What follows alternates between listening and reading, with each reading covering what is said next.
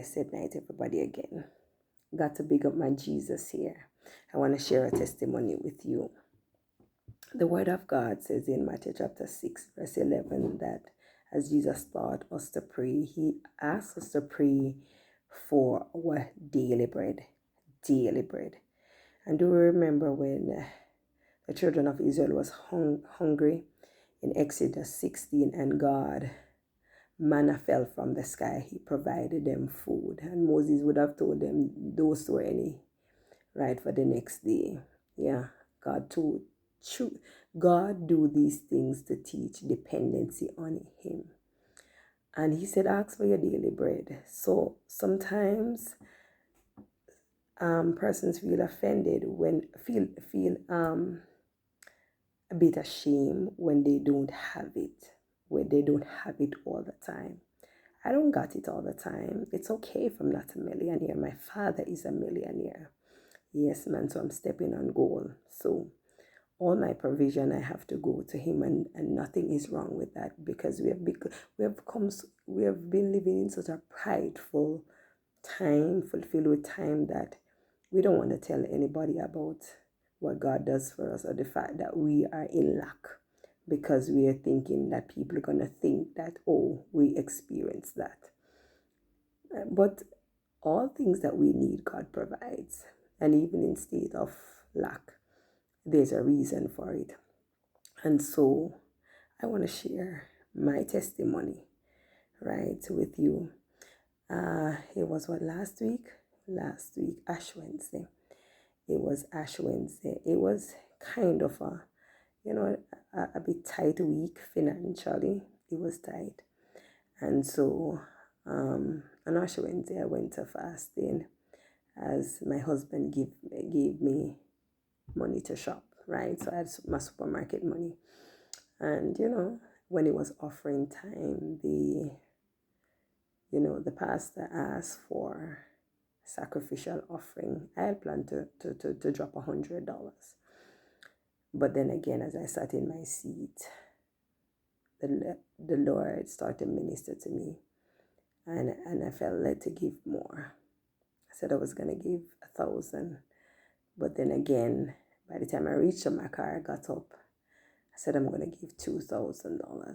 $2,000 out of my supermarket money. $2,000 out of it. Yeah, it goes a bit away in it to what I have. And so I dropped it in fasting. After fasting, I went to the supermarket and I bought what I needed to buy. And after that was done, I had no money left. So I was going to work Thursday, right? And Friday without money in my pocket. God is a good God. And I said, God, I'm going to trust you. And I sat in my car the Friday. And, from the Thursday, the Lord was ministering this word to me. Stand long enough in rain dew and you will get wet. Some person expect God to shower down on them, but it's the same wet, you're going to get wet. And that teaches dependency on God. And then the Friday, I was sitting talking to him in my car in my lunchtime, and he ministered another word, that don't grumble, because provision is made in areas and places that we don't know. And that's a word that he led also for me to share, and I shared. And so it was the word hit in my spirit, and it was time to go home. And I was about to, walk to the door, when I go around to the parking lot, when I got a call. When I got a call, the call was from one of my family members that don't know that I don't have any money. And she said to me, I put X amount of money on your card. Enough for me to handle what I needed to handle that weekend, including service in my car. Right? So I went. I was going into the weekend without any money. And I had enough to do shopping again, and have enough to do to service my car.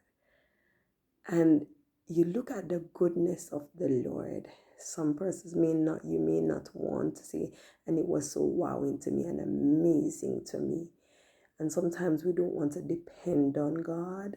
We want to depend on ourselves. We don't have to steal for anything. You don't have to scam for anything, because God takes care of his own. And it's okay if we don't have it all the time.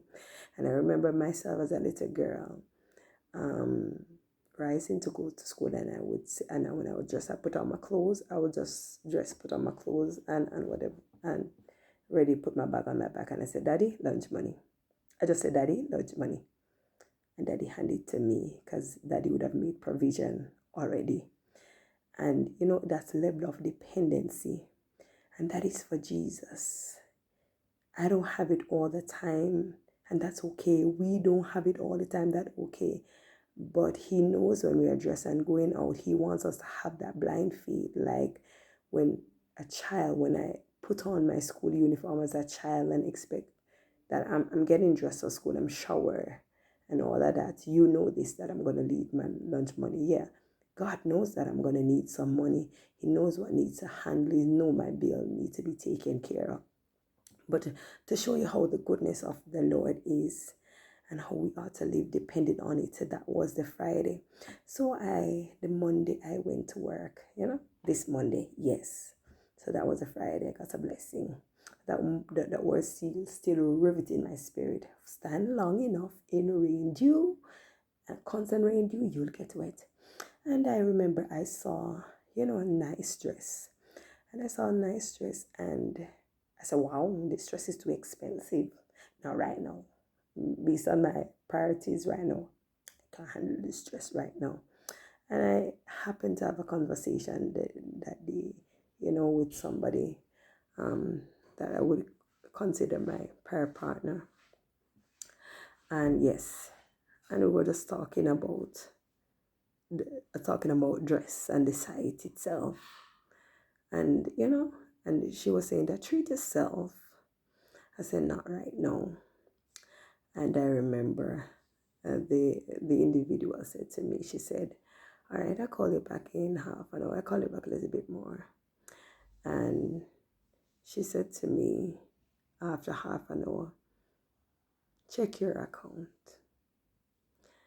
And when I checked my account, I saw money in it that I could more than half the amount, majority of the money to cover the dress. I only need to put just a little to add to the dress amount. One may look at this and may see it is small. It is Daddy Jesus taking care of his children. It is Daddy Jesus taking care of me, taking care of you. And depend on Jesus. You can depend on Jesus. You don't go out of the way. And this is a long testimony. This is another testimony. What is so hinged in the back of my mind is me learning to drive, and I went to the depot for my license and saw this second-hand car. Because sometimes we think we look at God small, and we don't think he's big enough to give us what we need. And I liked the car. It was second-hand. I say, all right, he drivable. And I was stepping from the depot, stepping up the step, and the car was in the back of my mind. And I hear God says, I'm giving you something better. He said, no, I'm giving you something better. And I was like, the voice was so clear that I responded by turning and looking, right? Didn't get my license yet, right? And sometimes, for somehow, I held on to even the old car in the back of my mind, because sometimes we hold on to what our mind can formulate, but not bigger. But anyhow, I listened to God. I listened, and I took God into the sense that it stuck in the back of my head. And then when I was searching for my car, I saw the car that I'm driving in St. Mary. It was in St. Mary. And I said that I liked it. right? It was white and I liked it. And I said, oh, I'm not going to go to St. Mary to buy the car. No, I'm not going to. But anyway, I liked the car, but I took my mind off it. And then I saw the same car in another color. Yeah, the color didn't pop to me, but anyway, it was in my area. So I called the dealer about it. When I called the dealer about it, he said that he closed up the dealership. He closed already when I called him the following day, but he could open for me. He could leave home and open and come and show me the car. But anyway, I reached there before. When I reached there before and I looked over the fence, I saw the silver car, but I also saw the white car that I would have seen in St. Mary, the white, because the white grabbed me. And I said, wow. I said to myself, but I saw the silver, I didn't see the white. Immediately I loved the white. And when he came and opened up, he said to me that I just got the white. I did not advertise it. I don't value it yet. I have not valued it yet. And though he valued it, the amount of money that he said he was going to sell it for, he gave me for less. And I'm just looking at God, sees your desire, sees all that you need, and he supply. What am I saying this to you? You can depend on Jesus. A lot of people may not want to wait. A lot of people may want to go otherwise, and you think that because you don't have it all at once, he expects you to wait on him, live in his presence, that you will experience his glory and he will come closer to him. He's a good God. You don't have to go anywhere else, to Egypt, to anywhere else. It's not about the lot, but he will give you your heart's desire according to your will. He only wants the best for you.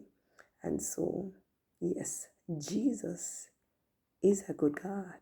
The Lord is a good God. And I want to share this with you. God bless you.